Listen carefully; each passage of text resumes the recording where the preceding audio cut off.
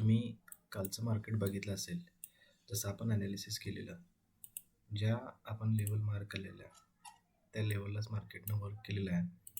त्याच्यामध्ये पण झालं आणि वरती जी लेवल मार्क केलेली आहे तिथूनच त्यानं रिट्रेसमेंट खाली घेतलेली आहे. सेम कालच्या प्रमाणे मार्केट इथं वर्क झालं. काय केलं मार्केट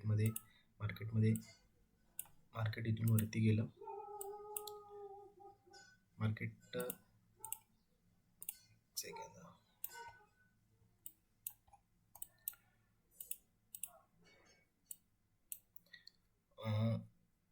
जे मार्केट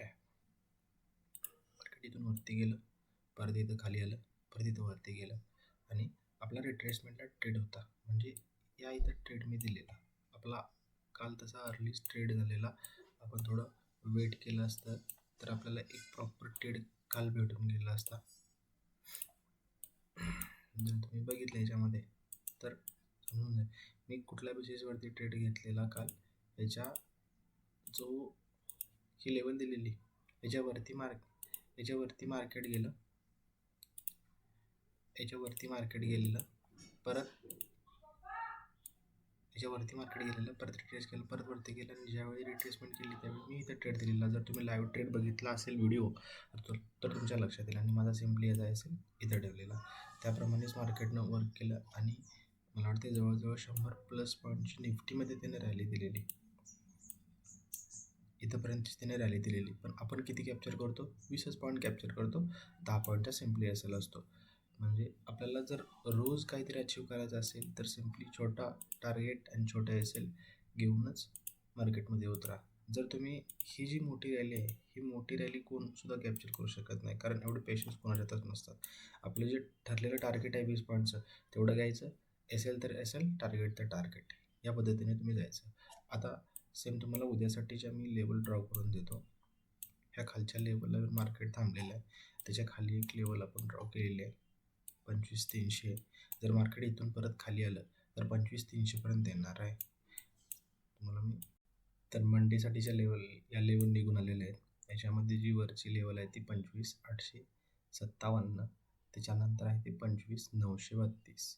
ही जी लेवल आहे 25,730 याला मार्केट रिट्रेस करू शकतं. जर मार्केट ह्या झोनमध्ये ओपन झालं तर 25,729 पर्यंत जाऊन जसं मार्केटनं काल बिहेवियर केलेलं तसंच आज करून परत मार्केट खाली येण्याची शक्यता आहे. आणि खालची लेवल आहे ती भरपूर लांब आहे, म्हणजे आपल्याला टार्गेट मोठं अचीव इथं होऊ शकतं.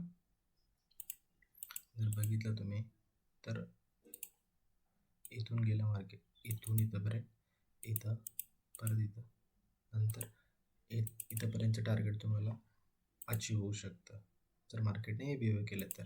आणि समजा मार्केट वरती जाऊन इथं परत आलं आणि इथं एखादं बुलिश पॅटर्न तुम्हाला दाखवायला तर मार्केट टार्गेट हे पण अचीव करू शकतं. या ठिकाणी तुम्ही बाईंग करू शकता सेम. पण बाय सेल हे आपल्या लेवललाच करा. या झोनमध्ये बाय सेल करायचं नाही, या झोनमध्ये बाय सेल करू नका. आणि जर या झोनमध्ये मार्केट गेलं तर तरी पण बाय सेल करू नका.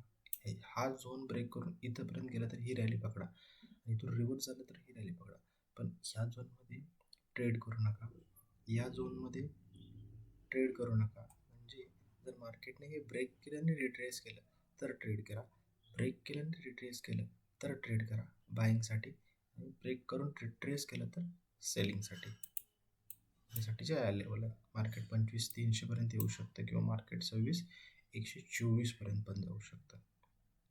या 2 रेंज आहेत उद्यासाठीच्या. पण मार्केटचा ट्रेंड हा डाऊन आहे. आपण डाऊनसाठीच गेलेलं बरं असतं. मार्केटमध्ये काय होऊ शकतं, जर इथं ओपन झालं मार्केट, इथं खाली आलं, इथं थोडा वेळ खेळेल, ज्यावेळी ह्या लेवलला टेस्ट केल्यानंतर तुम्ही पुट बाय करा आणि इथंपर्यंत टार्गेट अचीव करा.